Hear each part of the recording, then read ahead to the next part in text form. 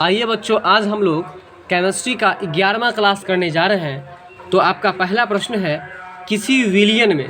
तो पहले बताएंगे आप लोग कि विलयन का मतलब क्या होता है। बैक की क्लास में आप लोग को बता दिए थे। विलयन का मतलब होता है घोल। क्या होता है? घोल। घोल मतलब समझते हैं ना, जैसे चीनी और पानी को आप लोग घोलते हैं, उसको हम लोग क्या बोलेंगे? विलयन। तो किसी विलयन में विलय के ज्ञात परिमाण में विलयन को ज्ञात विलायक हो तो उसे क्या कहते हैं? जरा ध्यान दीजिए। किसी विलयन में विलय के ज्ञात परिमाण में विलयन को ज्ञात विलायक को हम लोग क्या कहते हैं? आदर्श विलयन कहते हैं। इस प्रश्न को आप लोग छोड़ दीजिए। परीक्षा में सभी प्रश्न को सॉल्व करना नहीं होता है ना। सभी प्रश्न का 100% जवाब नहीं दे सकते हैं, इसलिए हम कुछ प्रश्न को कट इसलिए करते हैं कि जो प्रश्न महत्वपूर्ण नहीं है परीक्षा के लिए उसको छोड़कर चलिए। एग्ज़ाम निकालने से मतलब है, पूरा विद्वान बनने से मतलब नहीं है। अगला प्रश्न है परमाणु का रासायनिक गुणधर्म।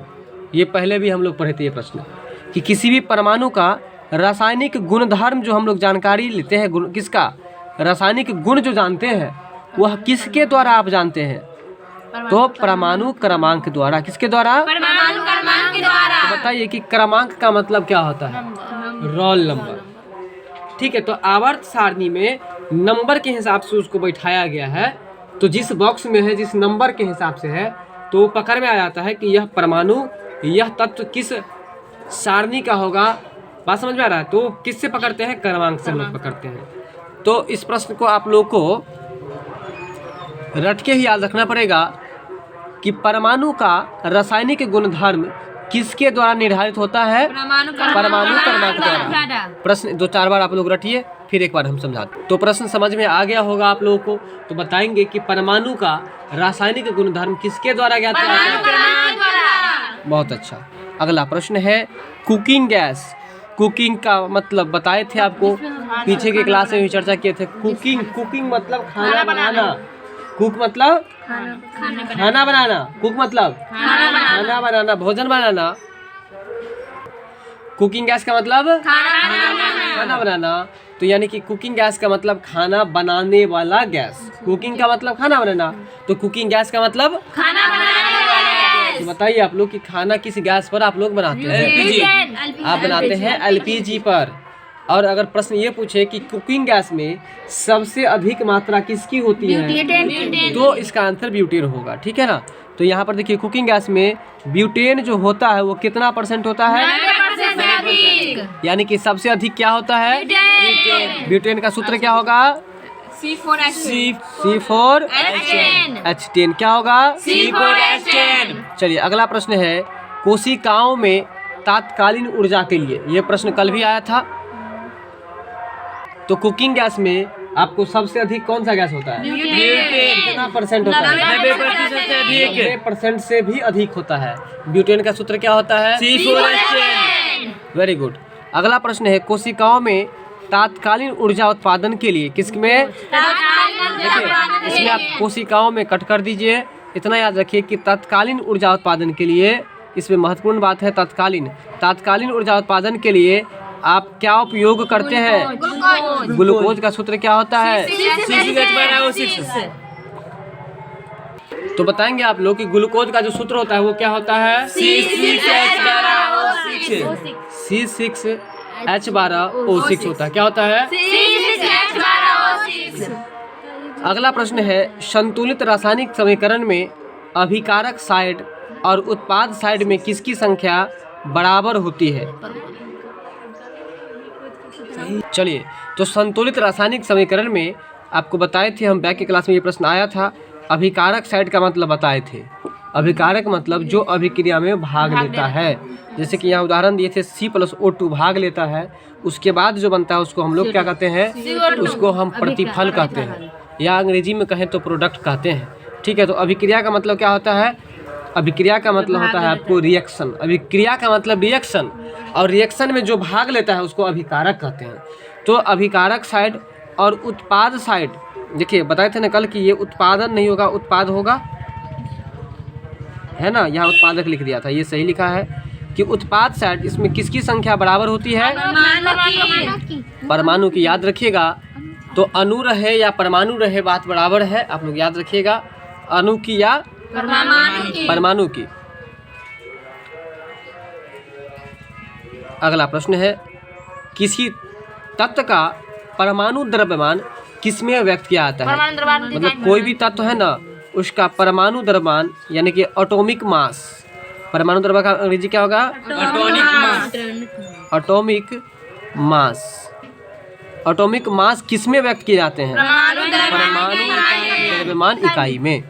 किसी तत्व का परमाणु द्रव्यमान किसमें व्यक्त किए जाते हैं?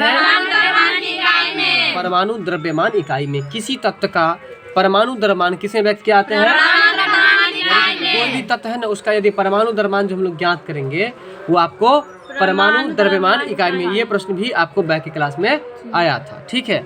तो बताइए कि संतुलित रासायनिक समीकरण में अभिकारक साइड और उत्पाद साइड इसमें क्या समान होता है? परमाणु की संख्या या अणु की संख्या। अगला प्रश्न है कि किसी तत्व का जो परमाणु द्रव्यमान हम लोग ज्ञात करते हैं, व्यक्त करते हैं, वो किस में व्यक्त करते हैं? और बताए थे कि ये प्रश्न आप लोग याद रखिएगा, बैक की क्लास में भी। अगला प्रश्न आया आपका कि प्रोपेन, एथेन, पेंटेन, ब्यूटेन में कौन सा हाइड्रोकार्बन कोष्ठ ताप पर द्रव रूप में पाई जाती है ना? तो यहाँ से याद रखें कि कौन सा हाइड्रोकार्बन कोष्ठ ताप पर द्रव रूप में पाई जाती है। इसका आंसर आपको हो जाएगा पेंटेन। तो इसमें से ये जितना भी है नाम है, इस सब को कट कर दीजिएगा, यहाँ से यहाँ तक ये पूरा कट कर दीजिएगा। इतना याद रखिएगा, ये भी कट कर दीजिएगा। कौन सा हाइड्रोकार्बन कोष्ठ ताप पर द्रव है, तो इसका आंसर हो जाएगा आपको पेंटेन। क्या हो जाएगा? प्रश्न जरा देख करके आप लोग बोलिए। चलिए अगला प्रश्न है आपका, व्यापक तौर पर प्रयोग में लाया जाने वाला इंसुलेशन पदार्थ क्या है? तो देखिए, व्यापक तौर पर प्रयोग किया जाने वाला इंसुलेशन पदार्थ कैसा पदार्थ है? इंसुलेशन पदार्थ का नाम पूछ रहा है, इसका हो जाएगा आपको PVC। तो बताइए, बताए थे बैक की क्लास में कि PVC का फुल फॉर्म क्या होता है? ठीक है। तो देखिए, व्यापक तौर पर प्रयोग किया जाने वाला जो इंसुलेशन है उसके बारे में पूछ रहे, तो PVC का फुल फॉर्म आपको बताए थे, P से पोली, V से विनाइल और C से क्लोराइड होता है। क्या होता है? पोली विनाइल क्लोराइड होता है। तो याद रखिएगा कि व्यापक तौर पर प्रयोग में लाया जाने वाला इंसुलेशन पदार्थ कौन सा है? पोली विनाइल क्लोराइड है। अगला प्रश्न है, जस्ता का स्रोत है, किसका स्रोत पूछ रहा है? जस्ता को हम और क्या कह सकते हैं? ठीक है ना भाई। तो जस्ता को हम लोग क्या कहते हैं? जिंक कहते हैं। और जिंक का संकेत क्या होता है? Zn होता है। ठीक है। तो जस्ता आपको कहाँ से प्राप्त किया जाएगा? तो ये आपको कैला माइन से प्राप्त किया जाएगा। और इस बार मैट्रिक का जो एग्जाम हुआ है उसमें ये प्रश्न पूछा भी था कि कैला माइन किसका अयस्क है? जस्ता का। ठीक है। तो जस्ता का स्रोत जो है वो क्या है? देखिए, जस्ता का स्रोत का मतलब क्या हुआ कि वह कहाँ से मिलता है। तो जस्ता कहाँ से मिलता है? कैला माइन से। जस्ता कहाँ से मिलता है? कैला माइन से। अब देखिए, यहाँ पर कैला माइन लिखा हुआ है, इसमें आप याद रखिएगा कि जस्ता को हम लोग जिंक भी कहते हैं और इसका संकेत क्या होता है? Zn होता है। ठीक है। अब आपका अगला प्रश्न है, न्यूक्लियर विद्युत संयंत्र में, किसमें? न्यूक्लियर विद्युत संयंत्र में आमतौर पर सबसे ज़्यादा प्रयोग किया जाने वाला मॉडरेटर जो है वो कौन सा है? न्यूक्लियर विद्युत संयंत्र में आमतौर पर सबसे ज़्यादा प्रयोग किया जाने वाला मॉडरेटर कौन सा है? तो भारी पानी है। क्या है? भारी पानी। न्यूक्लियर विद्युत संयंत्र में आमतौर पर सबसे ज़्यादा प्रयोग में लाया जाने वाला मॉडरेटर कौन सा है? भारी पानी है। ठीक है। यहाँ तक कुछ समझ में आया? अगला प्रश्न है, तरल प्रवाह का पृथक्करण जो होता है, पृथक्करण का मतलब क्या होता है? अलग करना। तरल प्रवाह का जो पृथक्करण होता है वह प्रतिकूल दाब प्रवणता होने के कारण, इस प्रश्न को भी आपको रटना पड़ेगा। तो जरा इसको आप लोग। आपका अगला प्रश्न है, अमोनियम क्लोराइड के जलीय विलयन की प्रकृति कैसी होती है? देखिए, किस क्लोराइड की बात हो रही है? अमोनियम क्लोराइड की जलीय विलयन की प्रकृति कैसी होगी? तो अम्लीय होगी। अमोनियम क्लोराइड की जलीय विलयन की प्रकृति कैसी होगी? ठीक है। याद कर लीजिए कि अमोनियम क्लोराइड की प्रकृति कैसी होगी? अम्लीय होगी। अम्ल का स्वाद कैसा होता है? अब अगला प्रश्न है, अमीनो अम्ल, क्या लिखा हुआ है? यहाँ गलत लिख दिया है, यहाँ लिख दिया है अनीमो अम्ल लिख दिया जो कि गलत है। यहाँ पर क्या होगा? अमीनो अम्ल होगा। यहाँ लिख देते हैं हम अमीनो अम्ल में मिलते हैं। क्या मिलते हैं भाई? प्रोटीन में मिलते हैं। मतलब कह रहा है अमीनो अम्ल में नहीं मिलते हैं, अमीनो अम्ल मिलते हैं। मतलब अमीनो अम्ल किस में मिलते हैं? समझ में आया? अगर आपसे कोई पूछ दे कि प्रोटीन किससे बनता है? अमीनो अम्ल से। अमीनो अम्ल से, क्योंकि अभी तो जस्ट पढ़ लिए ना कि अमीनो अम्ल किससे मिलता है? प्रोटीन में। तो इसलिए याद रखिए कि प्रोटीन में क्या मिलता है? अमीनो अम्ल। इसका मतलब प्रोटीन किससे बना हुआ है? अमीनो अम्ल से। अगला प्रश्न है सोडियम सल्फेट का जल में विलयन का अक्रिय इलेक्ट्रोडों पर प्रयोग से वैद्युत अपघटन क्या आता है? तो कैथोड और एनोड पर उत्पाद होते हैं। इस प्रश्न को कट कर दीजिए। अगला प्रश्न है डायनामाइट। ये स्पीडी का क्वेश्चन है, जरा देख लीजिए। डायनामाइट में मुख्यतः क्या होता है? तो देखिए हम आपको बताए थे कि डाइन सब जो डाइन वाला काम सीखती है वो कब सीखती है? नाइट में सीखती है। इसलिए देखिए याद रखिएगा ट्राई नाइट्रोग्लिसरीन नाइट में सीखती है ना, तो ट्राई नाइट्रोग्लिसरीन ट्राई नाइट्रोग्लिसरीन। तो बताइए कि डायनामाइट में मुख्य रूप से क्या पाया जाता है? Tri nitroglycerin. देखिए पहले डाइन सब जो सीखती है तो एक दूसरे पर पहले ट्राई करती है ना, तो जहाँ अपने आदमी पर ट्राई करती है तो उसका अपना ही आदमी पहले मर जाता है। नहीं कहता, गाँव घर में कहता भी नहीं कि अपने पति को ही मार के डाइन सीखी हुई है, अपने बेटा को मार के डांस सीखी हुई है। तो इसलिए याद कर लीजिए कि डायनामाइट जो है डाइन जो सीखेगी वो ट्राई करेगी। क्या करेगी? पहले ट्राई नाइट्रोग्लिसरीन। समझ में आया? तो बताइए डायनामाइट जो है डायनामाइट में मुख्य रूप से क्या पाता है? Tri nitroglycerin. अगला प्रश्न है घेघा रोग किसकी कमी से होता है? आयोडीन। घेघा रोग आयोडीन की कमी से होता है। अब चलिए तो घेघा रोग किसके कमी के कारण से होता है? आयोडीन का संकेत क्या होता है? बहुत अच्छा। और आयोडीन नमक हम लोग कहाँ से प्राप्त करते हैं? चलिए आजकल पेट्रोल में शीशा नहीं मिलाया जाता। आजकल पेट्रोल में क्या नहीं मिलाया जाता भाई? शीशा नहीं मिलाया जाता है। क्यों नहीं मिलाया जाता है? क्योंकि शीशा रहित पेट्रोल प्रदूषण नहीं फैलाता है। शीशा रहित का मतलब क्या हुआ? बिल्कुल, जिसमें शीशा नहीं हो। तो पहले पेट्रोल में आपको शीशा मिलाया जाता था और वह शीशा आपको जो वो धुआं जो किसी व्यक्ति को लगता था तो वह आपको खराबी करता था। शीशा युक्त पेट्रोल प्रदूषण ज़्यादा फैलाता था, लेकिन शीशा रहित पेट्रोल प्रदूषण ज़्यादा नहीं फैला रहा है। और उसी वजह से आजकल पेट्रोल में क्या नहीं मिलाया जाता है? शीशा। समझ में कुछ आया कि नहीं? शीशा का संकेत क्या होता है? पीबी होता है। क्या होता है?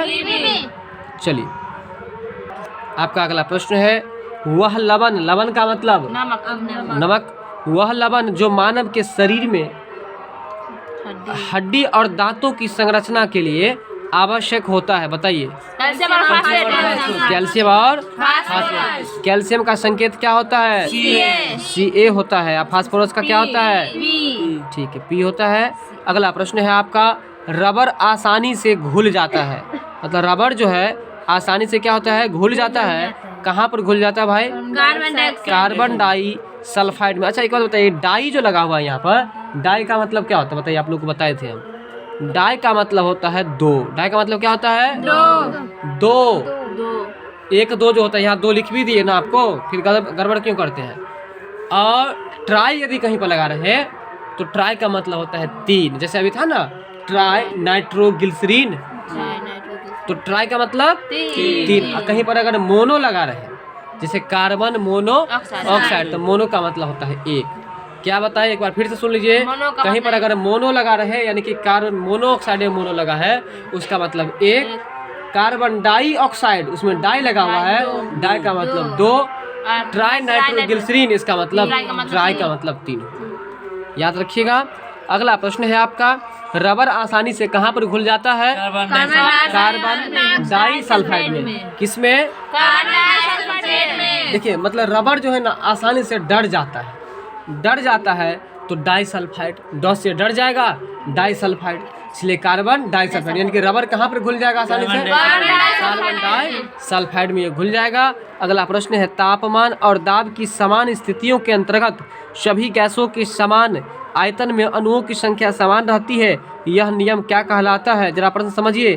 तापमान और दाब की समान स्थिति के अंतर्गत, तापमान और दाब की समान स्थितियों के अंतर्गत सभी गैसों के समान आयतन, मतलब कि आयतन क्या होता है, समान होता है, अणु की संख्या भी उसमें क्या होती है, समान होती है। इसे हम लोग क्या कहते हैं, यानी कि आयतन भी समान और अणु की संख्या भी समान। जरा ध्यान दीजिए, आयतन भी समान और अणु की संख्या भी समान, उसे हम लोग कौन सा नियम कहेंगे, अवोगाद्रो का नियम कहेंगे। क्या कहेंगे, अवोगाद्रो का नियम कहेंगे, जिसका जो आपको होता है 6.023 गुने 10 के पावर 23। अवोगाद्रो की संख्या कितनी होती है, 6.023 गुने 10 के पावर 23 होता है। ये किसकी संख्या होती है, अवोगाद्रो की संख्या होती है। ठीक है, अगला प्रश्न है डायोड से संबंधित, बताइए, ये फिजिक्स से जुड़ा हुआ ना है।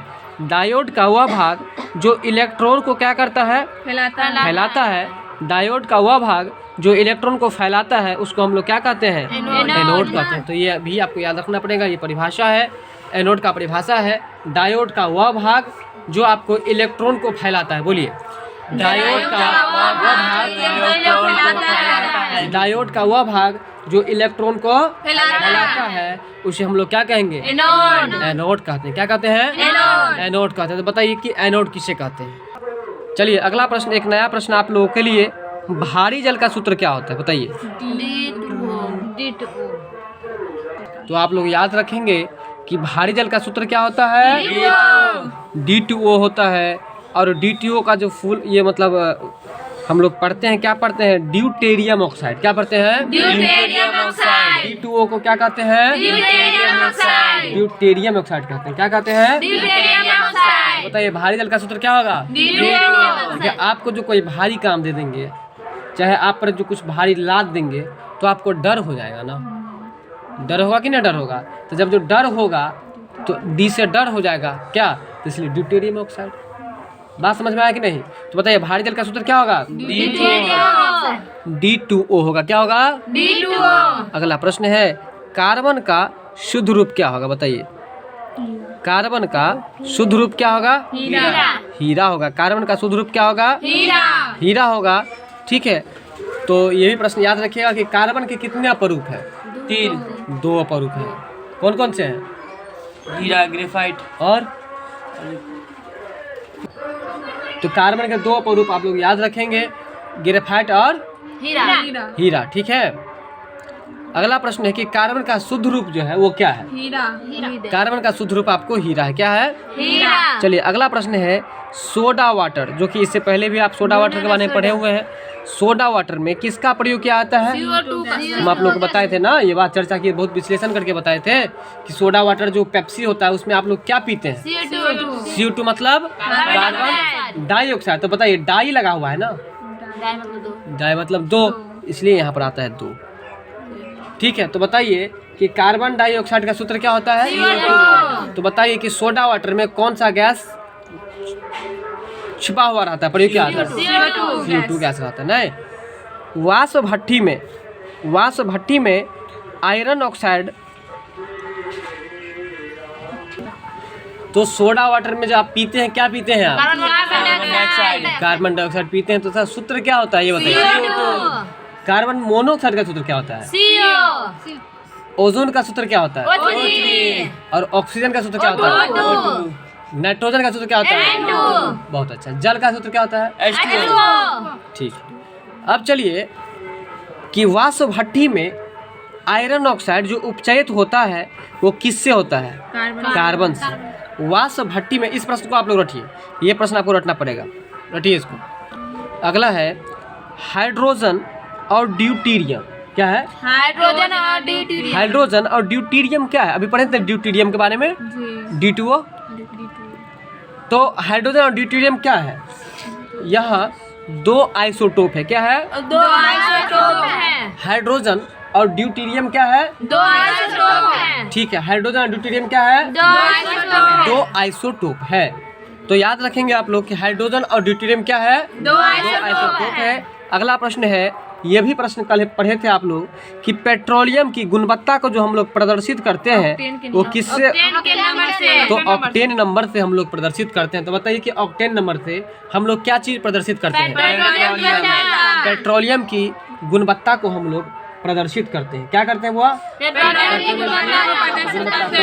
प्रदर्शित करते हैं। ठीक है, तो बताइए कि पेट्रोलियम की गुणवत्ता को कैसे प्रदर्शित करते हैं? ऑक्टेन नंबर से करते हैं।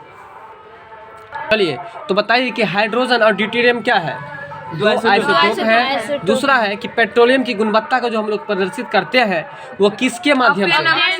ऑक्टेन नंबर से। अगला प्रश्न है द्रवीकृत पेट्रोलियम गैस। द्रवीकृत पेट्रोलियम गैस है ना, जिसको हम लोग लिक्विड पेट्रोलियम गैस कहते हैं। तो द्रवीकृत पेट्रोलियम गैस का रासायनिक नाम क्या है? ब्यूटेन है। और ब्यूटेन का सूत्र क्या होगा? C4H10 होगा। तो बताइए कि बायोगैस जो है, बायोगैस वो किन किन गैसों का मिश्रण होता है? बताइए बायोगैस में किन किन गैसों का मिश्रण होता है? तो जैसे कि देखिए मीथेन रहता है, बोलेंगे आप लोग भी, हाइड्रोजन रहता है, कार्बन डाइऑक्साइड रहता है, हाइड्रोजन सल्फाइड रहता है। तो बताइए, देखिए इसमें तो एक याद होगा आप लोगों को, मीथेन याद होगा। बिल्कुल सही बताएं कि बायोगैस में आपको मीथेन याद होगा। अब देखिए 2-3 और याद रखना है आपको। मीथेन है, हाइड्रोजन याद रखिए, और हाइड्रोजन के ठीक बगल में हाइड्रोजन सल्फाइड याद रख लीजिए। क्या बोले फिर से बताइए? और हाइड्रोजन सल्फाइड। क्या बोले? हाइड्रोजन और हाइड्रोजन सल्फाइड। 2 याद हो गया, और एक बच गया आपको कार्बन डाइऑक्साइड। बताइए कार्बन डाइऑक्साइड में डाई का मतलब क्या होता है? दो होता है। ठीक है, तो बताइए अब बायोगैस में किन किन गैसों का मिश्रण है? बहुत अच्छा, यानी कि मीथेन है, हाइड्रोजन है, हाइड्रोजन सल्फाइड है, और कार्बन डाइऑक्साइड है। बोलने में पीछे न रहिए, बोलिए क्या सही, पुनः फिर से बोलिए। मीथेन है, हाइड्रोजन है, हाइड्रोजन सल्फाइड है, कार्बन डाइऑक्साइड है। बताइए अभी किस गैस के मिश्रण के बारे में पढ़ा? ठीक, आइए बात करते हैं आज का जो लास्ट प्रश्न है आपका, उस पर जरा चर्चा करते हैं। प्रश्न है आपका कि मैग्नेटाइट किसका अयस्क है? बताइए आप लोग। मैग्नेटाइट किसका अयस्क है? लोहा का। हेमेटाइट, मैग्नेटाइट और सीडेराइट, ये 3 जो है। एक और है लिमोनाइट, ये आपको लोहा का अयस्क है। ठीक है, और मैग्नेटाइट का सूत्र पूछ रहा है कि इसका रासायनिक सूत्र क्या होता है? तो देखिए इसका रासायनिक सूत्र होता है Fe3O4। ये प्रश्न भी हम लोग बैक के क्लास में पढ़े हुए हैं। तो बताइए कि मैग्नेटाइट का संकेत क्या, सूत्र क्या होगा? Fe3O4। एक बार पुनः बताइए। Fe3O4 इसका सूत्र है मैग्नेटाइट का। क्या बोले हैं? क्या सूत्र था? Fe3O4। ठीक है, आज का सेशन यही एंड होता है। वीडियो अच्छी लगी हो तो लाइक शेयर सब्सक्राइब जरूर कीजिएगा।